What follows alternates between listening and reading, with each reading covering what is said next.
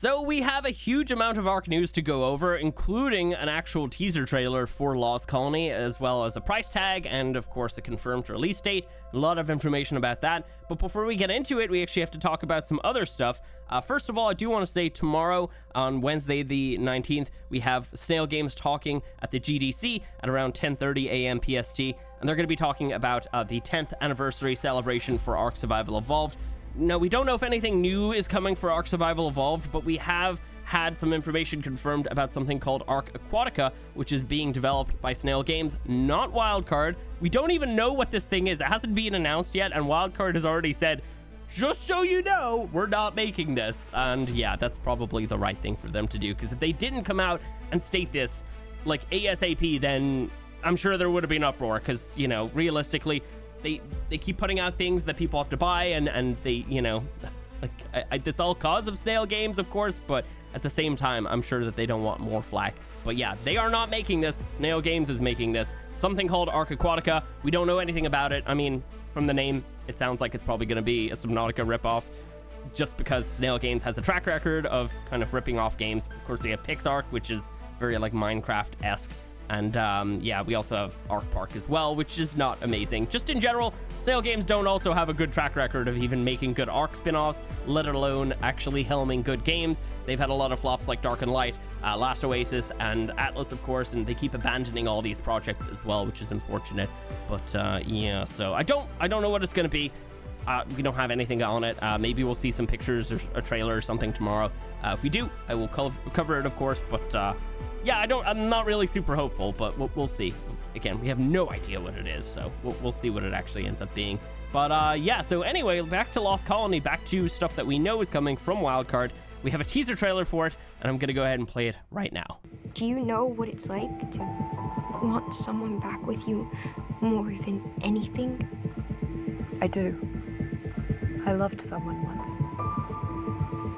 Very much. What happened to her? I had to leave her behind.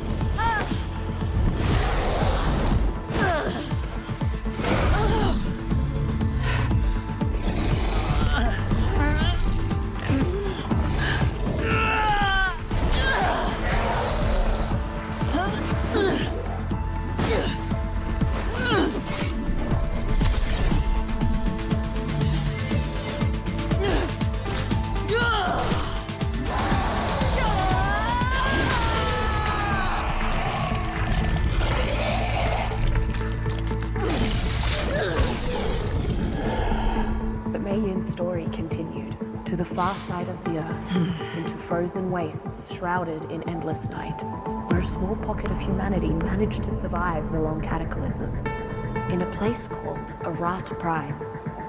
But what she found instead... What? What was it?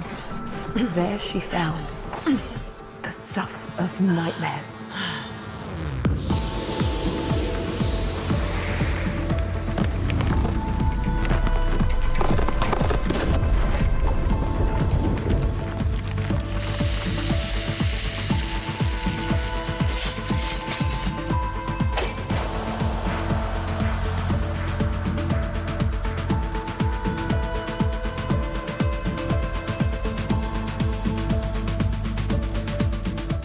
So that teaser trailer itself, even though it's animated and that's not usually the style that we see this stuff in, I have to say, it gets me really hyped. I'm super excited for this, you know? Like an actual new expansion where they're not just trying to recreate something that was already made before, remastering their maps. You know, they're making it from scratch. I think that this could really have a lot of promise, because honestly, it looks, just from this animated teaser right here, it looks fantastic looking. I love the setting. I love like the vibe and the theme that they're going for here. And yeah, I'm a big horror fan, so this is kind of dipping into what I really like. So yeah. But yeah, let's break down the teaser itself a little bit. Instead of going through the actual video, we'll just go over these stills because they look amazing. But one thing that we saw, obviously, you know, the actual trailer is animated. Maybe we'll have some animated cutscenes in the actual expansion itself. But right here, we have like a full-on render of Helena. And obviously, this render right here looks a lot better than the render that's in the end of Extinction. That one is a little bit uncanny, and I do have to say, I saw a lot of really gross comments towards the actress a couple months ago when that was all released. Like, I don't agree with any of that. You know, that's just really scummy. I don't feel like we should be attacking people based on their looks or anything like that, but this is what Helena looks like, and yeah, this render looks a lot better than that, so maybe they'll update it. But I know a lot of people hate the ending of Extinction now, and I have to say the original one was kind of okay, but you know, like this render right here looks fantastic. It would be amazing if they updated it just a little bit. But yeah, so this is some sort of like, I guess, cutscene or something of Helena actually talking to Mika, which is a character from ARK 2. So I guess that kind of almost confirms that Helena's gonna be in ARK 2, because I don't think Mika appears until then. Unless she's talking to another character that we have no idea about, but it doesn't sound like it because she's reminiscing on the past and everything. But yeah, so anyway, we have a cool render of Helena right here, but onto the actual animated teaser. Let's go through some of the other images before we get to the city. So, of course, we have Mai Yin. She is on a journey to Arat Prime. This is after her and Diana actually left Extinction. Now, they left before we left. They left a long time before we left, because Earth was not cured when they left Extinction. They came to Arat Prime. That's all we heard back in the day. And obviously, Diana's not in this trailer at all, so we have no idea where she is. But we do know that she makes it to ARK 2, because she's actually Mika's mom. Mika is the little girl, by the way, from the ARK 2 teasers, and she's also in, like, the Bob's Tall Tales. But yeah, so she's almost kind of being molded into, like, the new main character of ARK 2. But again, ARK 2 is a myth. We have no idea about any of that. So anyway, yeah, Mai Yin's on her journey here. And yeah, you can see right there, she's a fierce warrior. If you've watched the animated series, you'll know, and obviously if you've read the Explorer Notes, you'll know as well. But yeah, she's got this cool tech spear, which I think we get a better shot of, almost kind of a better shot right here. But yeah, it's in the teaser. You guys have already seen it. It looks fantastic. I like the tech weapons. I want to see more of them, but it does seem like we're going to be getting more of a different theme of weapon in this expansion, so we'll go over that in a little bit. But of course, she runs into this monster right here, just on the outskirts of the city. So obviously, this thing is some sort of creature that is gonna be in the new DLC, and maybe there's gonna be a lot of them. Maybe they're like just one of the common enemies. It's kind of hard to say, but yeah, they're sort of almost like a gargoyle mixed with like a vampire, and yeah, it looks crazy cool looking, honestly. Like, it looks so cool. Yeah, just like more kind of vampire creatures sounds great. You know, we have a lot already in the game, but I'm definitely down for more of them. And yeah, so like this thing obviously attacks her. She bests it using her tech spear. So yeah, super cool. But onto the actual ending teaser of the city right here. This looks fantastic. One thing to note about Arat Prime is it's the opposite side of Earth from the sanctuary city in Extinction, and Earth is tidally locked, which means it does not rotate around, like it doesn't spin, but it still goes around the sun. But yeah, so basically the same side of Earth has been facing the sun, which means that the opposite side of Earth has had no sun for a very, very, very long time. Not even 100 years, like thousands of years.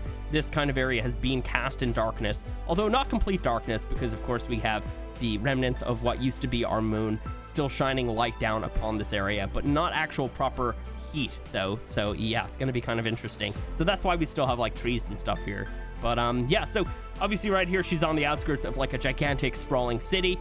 And it does seem like maybe this wall right here is probably going to be the edge of the map, because I can't really see these mountains being part of the map. You don't really see any like biomes there at all. It would just be tall mountains that maybe would lead to nothing. So it does seem like kind of like, I guess going back to like with previous maps, let's say like Scorched Earth, even though there was an actual barrier that like cast a projection, and we were on an ARK, of course, it cast a projection of the fact that there was just an endless desert. You know, with this, this is probably going to be the edge of the map. It's just going to be sprawling mountains, and you're just in this valley in the middle. But yeah, so the actual city wall itself looks pretty cool. Right here, of course, we have like these strange looking towers that almost look like they maybe could be like lights or like a defense system or something. It's really hard to tell, but yeah, so there's quite a few of those. There's one right here, another one here, and then another one there, maybe even more that I can't see. But they almost look like they're lighting up like a giant city down here, almost like a big town or something, because you can see all these tiny little lights as if there were like houses there. You can actually see some over here as well. But yeah, really hard to like actually make out this stuff. I don't think we're supposed to be able to tell if there's any detail there. But yeah, just know like the scale of this is ginormous. And then, of course, in the background, we have this gigantic castle almost. I mean, it's like a castle. It's almost like a city. I guess up here could be the castle. This is a gigantic sprawling city. It's like absolutely crazy looking. So we've had a lot of cities in ARK before. We've had, you know, the Sanctuary City on Extinction. We have, you know, the little kind of like city areas on Genesis Part 2. But yeah, this is done in a completely different style. So I would imagine that this is probably something that was maybe added onto as the survivors survived here after, you know, the whole lifeboat left Earth, because that also happened a long time ago. And then also a lot of people went up into the ARKs as well. But yeah, there's been a lot of stuff happening in the ARK's history, but yeah, so just in general, we don't really know what's going on here. It's just a gigantic like city, and it almost kind of looks like this main tower right here could be our form of like an obelisk on this map as well. There could be more cities, there could be more areas, there could be an underground as well. I would imagine that they probably make use of like the actual the core of Earth and like the heat coming from that to stay alive and everything. But yeah, looks really amazing. We do have some information about this, along with some information about the actual release date as well. So it's still set for November this year, luckily. And the price tag is going to be, let's see, where is it again? $30 right here. And of course, it does have the Steam page, which is what we've actually been looking at as well.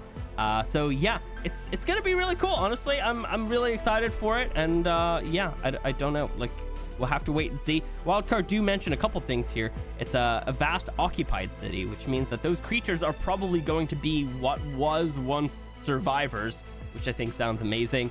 And then, yeah, it's going to feature, let's see, new kinds of character abilities, unique gear, building systems, and phenomenal exotic tames, of course. You know, we'll always have like a roster of new creatures with these DLCs, but yeah, I'm really excited for those as well. We also have a little bit of information, of course, on the Steam page. Confront the demons of Arat Prime, birthplace of the ARKs. That's a great way of selling it, honestly. It's a great way to like tie it into the whole like ARK story as well. We already knew that this location existed, but seeing it for the first time after so many years is really cool, I have to say. They go on to say, as you follow in Mayan's footsteps through an intense journey into the heart of darkness, you will unlock powerful lost character ability trees. That to me sounds almost as if we're going to be getting some sort of like I guess player traits, because we've gotten creature traits, we've gotten weapon traits, and now there's some sort of ability tree thing happening, and it's not Engram. So yeah, maybe like actual like proper abilities, or maybe just like traits or something like that. It's really hard to say.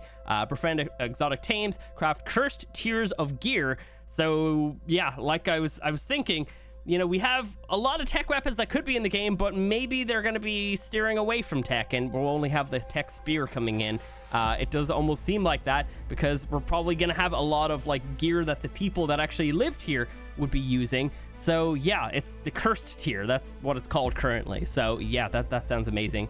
And then Master Advanced new building system. So probably a lot of really crazy cool looking structures and stuff like that. Obviously its own like structure tier, or maybe even a skin pack. Probably its own structure tier, let's be honest, because, you know, at this stage they might as well. But yeah, that sounds cool.